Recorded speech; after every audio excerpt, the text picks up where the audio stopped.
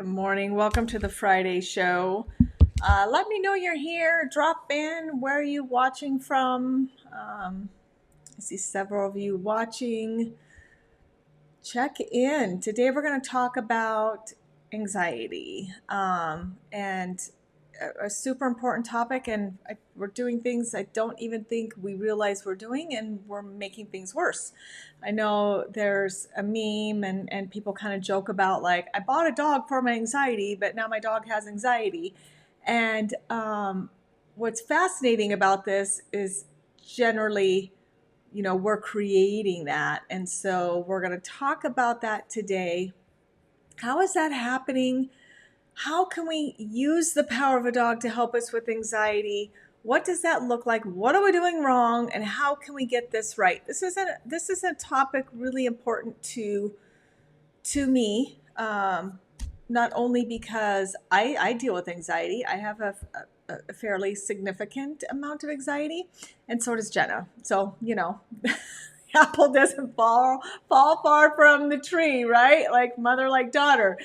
And I have learned this the hard way. So today I am speaking from personal experience, and then placing dogs for anxiety, and seeing this unfold time and time again, and now teaching breeders how we can help make sure these placements are successful when someone does specifically come and say, look, I'm wanting a dog because I suffer from anxiety, right? Like, that's the goal, is that this dog will help us through anxiety. The problem, it's not being done correctly, and we're creating anxious dogs. So we're going to walk through this today, how we can make sure that our anxiety doesn't translate to the dog. So this is a successful placement for the human and the dog. Really, really important topic. All right.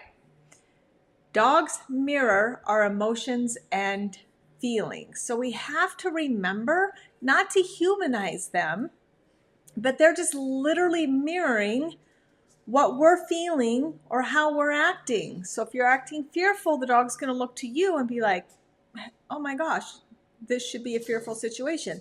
If you're suffering from anxiety, they're going to mirror that. We don't realize, and I think this is it. This is what I really, really want to normalize, and I really want to make sure people understand, is that you're not getting the dog. You need to change your frame of mind. This dog is not responsible to fix your anxiety.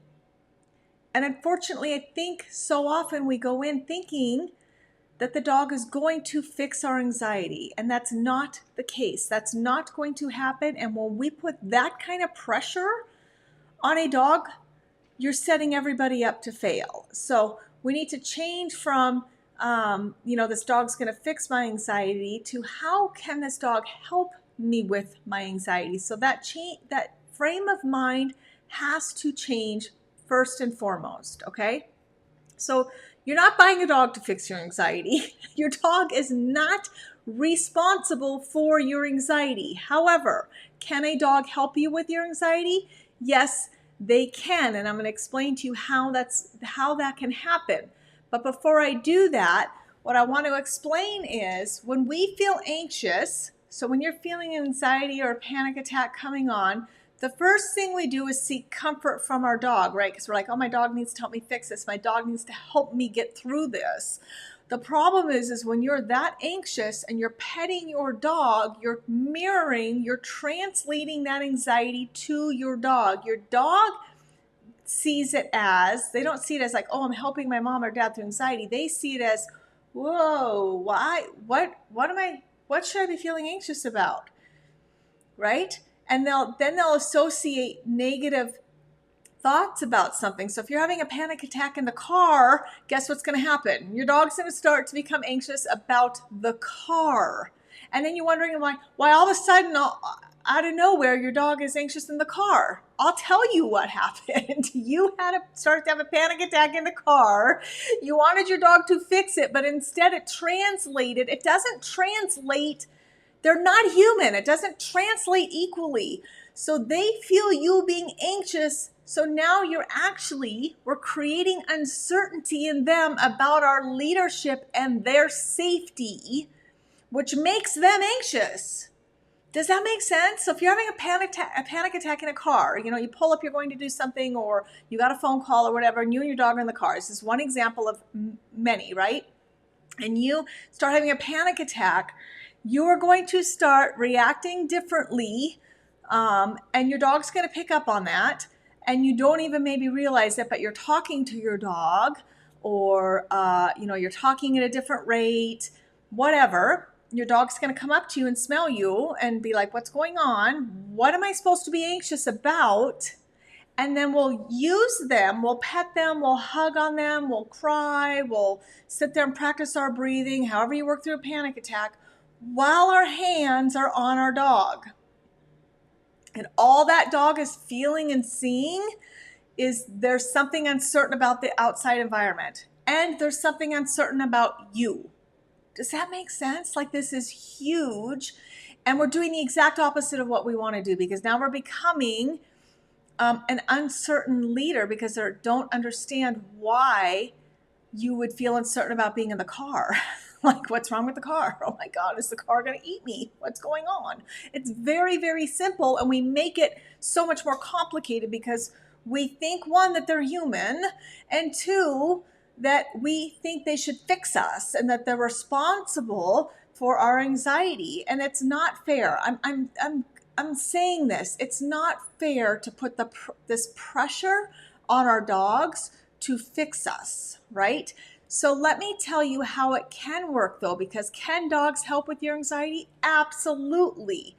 But what happens instead is we have an anxious human who then creates an anxious dog. So then we have an anxious dog with an anxious human, and the more anxious the dog gets, the more anxious the human gets, and it's a downward spiral. And our poor dog kind of almost goes into a neurotic, anxious state. They just become so anxious, and I hear this so often, that this once happy puppy is now terrified, scared, anxious about everything. They're crying, they're whining, and people are wondering, what the heck? I'm going to ask you first to check yourself. Do you have anxiety? And is it very possible that we could have gotten this wrong, that you were using your dog to help you through your anxiety, but in fact you were hurting your dog? I mean, at the end of the day, have I done it? Yes. I'm speaking from truth. This is something I've had to work with Jenna extensively when she's training. Check your anxiety. If you're feeling anxious, I know, let me tell you, I clearly remember this time that we were asked to speak at this event in Las Vegas at this casino, and to bring a dog. So I bring my tried and true Holly. Like, she can go anywhere with me, but I've had to be very careful. I've gone into a lot of events, a lot of circumstances, a lot of situations with Holly where I was absolutely full of anxiety, the unknown. I mean, you walk into a coroner's office after the October 1st shooting of Las Vegas and not feel anxious about saying the right thing, doing the right thing, how are the dogs going to respond? A lot of anxiety. And I have to check myself immediately and be like, this is going to translate right down through the leash. And Holly's going to be like, what am I supposed to be worried about? If you're worried and you're anxious and I can't trust you, then I'm going to feel anxious, as she should, right? If I'm going to take her into a place or take her into a car or even be in the house with her and everything starts to feel uncertain, of course they're going to become anxious. And so I have learned I have to check myself and be like, nope, I have to be brave enough for my dog, right?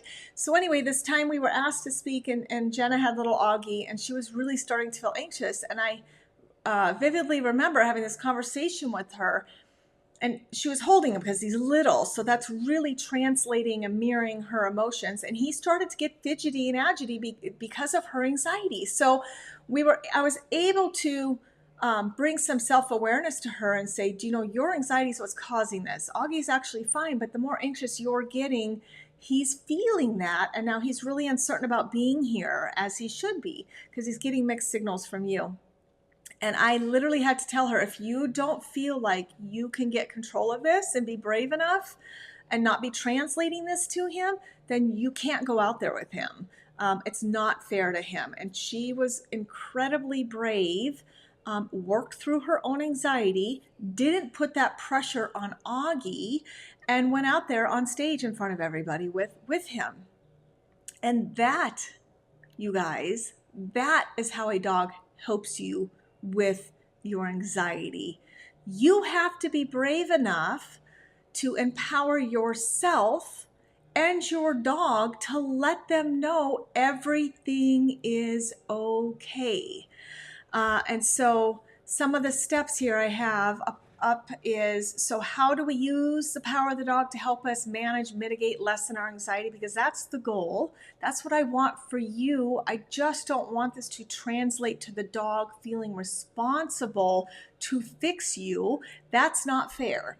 They shouldn't feel all this pressure from your anxiety, because what happens is, again, they feel like their world is really uncertain and not safe anymore, and everything starts creating anxiety. Can you see it from their point of view? I hope you can. So here's what I'm asking. When you're in that high state of anxiety, this seems counterproductive, but you're going to ensure that it's not relaying to your dog, and you will, having that self-awareness, because you love your dog more than yourself. Let's be real, right? If you can help your dog, you're going to do it. We feed our dogs better. We make sure our dogs exercise more than us. So I know you can do this. I believe in you. You're not going to seek an emotional connection to the level that you're asking your dog to fix you or help you. I need you to do that. So when you're in this high state of anxiety, don't put the pressure on your dog. First, turn inward, be self-aware, and be like, okay, I have to get myself together. Otherwise, I'm going to become an uncertain, unreliable, anxious leader. And I'm telling you now, even as human to human, we don't want to follow that kind of person. We don't want to work for that kind of person. Okay, and so the dog feels the same way. I need you to be aware and brave when you are feeling anxious, and keep your focus on your dog in regards to making sure they don't feel responsible for your anxiety. You're going to focus on empowering them, will in turn empower you, and it really, really helps. I can speak for myself. I've seen Jenna firsthand. I've walked other clients through this as well, how much everything changed for them, and their dog stayed in a healthy, balanced state of mind, a neutral state of mind.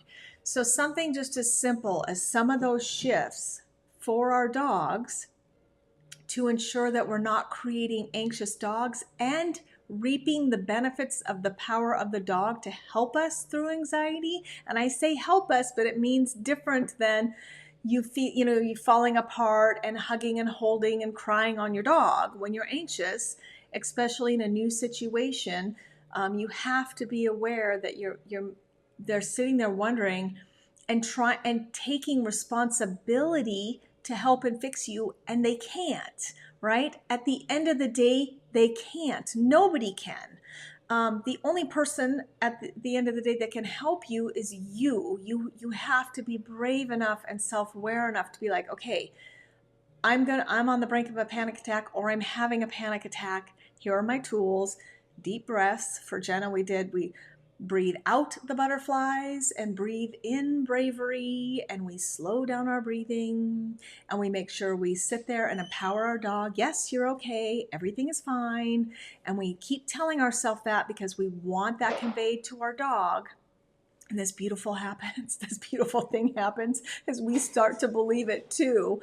And I can say firsthand, my dogs have absolutely, Holly specifically, has helped me become so much more self-aware, has helped me lessen my anxiety overall. And I've seen the same thing with Jenna with her dogs as well. So can dogs help you lessen your anxiety? Absolutely, but they cannot be responsible for your anxiety or think that there's this magic fix that they're just going to fix you.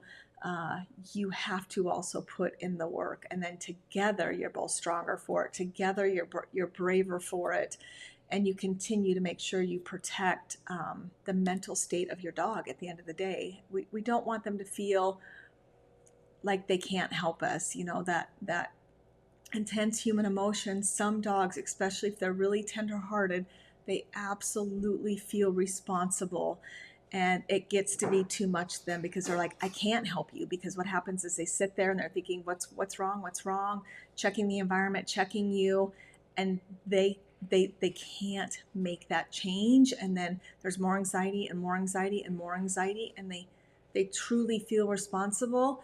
And it's just too much pressure put on the tender little things, and they start to fall apart and they become anxious. So the more tender-hearted the dog, the more susceptible they are for mirroring your emotions. So at the end of the day too, when we are placing, if people are they do come specific. I know a lot of people suffer from anxiety, and there's lots of ranges. Some people will come to us specifically and give me that information that, hey, I do kind of, have anxiety, some more than others. And we also look at the temperament of the dog. We don't want an extremely or highly tender-hearted dog, because those puppies are more susceptible to feeling responsible for your intense human emotions, and it just becomes too much for them. So we actually want a dog that's not as tender-hearted. But I'll tell you, it's really difficult for breeders that I'm mentoring as well, because I'll tell them, the problem is people with anxiety, like myself, tend to gravitate toward those more sensitive, tender-hearted puppies that kind of melt into you. We gravitate toward those kind of puppies, but the problem is we have to have that conversation. Are you really, really going to be aware of how you manage your anxiety with this puppy? And if it's really bad anxiety, then let's honor the puppy enough and respect the puppy enough to know that even though that's what feels right, because you need some assistance with your anxiety, let's choose a dog that's not as tender-hearted, highly confident little puppy, so that they can manage those human emotions a little bit better. But ultimately, it's still on you. It was still on me. It was still on Jenna to make sure that this is not translating to our dogs. It's not fair, truly, to expect so much. So making sure their needs are met, making sure we're brave for them, and making sure that and when we do have a lot of anxiety, that we end any event or circumstance, or get out of the car and make sure it's fun and play, and get back in the car right away, and make sure that there's not anxiety about it, so that we're making sure that every time we get in the car, every time we go to a certain place. And this is one reason why, too, dogs don't like the veterinarians so much. It's because of our anxiety. Our anxiety. We have anxiety about it. Nobody likes to take their dog to the vet, right? Let's just be honest and real with each other. So we're feeling anxiety. We're feeling badly. And we're already setting up for failure before we even get to the vet. They're already mirroring your emotions. And you're like, see, they don't like the vet. No, I need you to turn that scenario in their mind, and you have to just be brave and make it fun, and let's go and bring treats, and go do something fun afterward. Bring their favorite toy. Think outside the box a little bit. So be very, very careful to not be making puppies or dogs responsible for your human emotions. It's something that needs to be done with great respect, and always making sure, no matter what, we honor our dogs. So there it is, how anxious owners are creating anxious dogs much of the time. I hope that these tips can help you, even if you've set up a somewhat unhealthy balance of an anxious relationship with your dog. It's not too late to start changing the way you're interacting and reacting while you're having anxiety, and what you're expecting from your dog. It's never too late to be brave and have self-awareness and take control of those emotions. It's never too late to breathe in bravery and breathe out the butterflies, and not put that pressure on my dog. I will sit there and literally gauge while I'm on the verge of a panic attack. Does my dog even know? And I'm going to tell you right now, and I'm not ashamed to say this, my goal is to make sure my dog doesn't even know that I'm having anxiety. And if I feel like they don't even know that, then I've done my job at the end of the day to continue to empower these dogs and not put this unnecessary pressure on them to assume or think or disrespect the power of a dog enough that they should just fix me, right? So that's how they help you with your anxiety, because at the end of the day, you help yourself. You protect them from too much pressure and anxiety at the end of the day. And even when they do feel your anxiety, you don't make them responsible for it. You continue to empower them through it. You continue to use praise and redirect and forward movement. Redirection is incredibly powerful with a favorite toy, a treat. And when you do that, guess what else happens? It's an amazing thing, because you start focusing on them and what you need to do from them. And guess what happens? Your anxiety will lessen. It's really, truly a beautiful thing. And forward movement, when you start to feel really anxious and you feel like, I think, this is translating to my dog, exercise, forward movement, a walk, go out and play fetch. Forward movement for not only the dog, but for us. We forget that one of our greatest needs in a human body is exercise as well. It's an innate need for mental and physical health. And so many of us are not exercising either. And that just compounds and creates more anxiety. So the other thing you can do, you're feeling anxious, you wake up feeling anxious, start your day with a good long walk with you and your dog, and just recenter, refocus, and move forward together in a healthy, productive way. So I'm Jeanette with 4E Kennels. We're not only healing hearts and changing lives through the power of a dog, but we are changing breeding from bad to badass. And this is all part of it.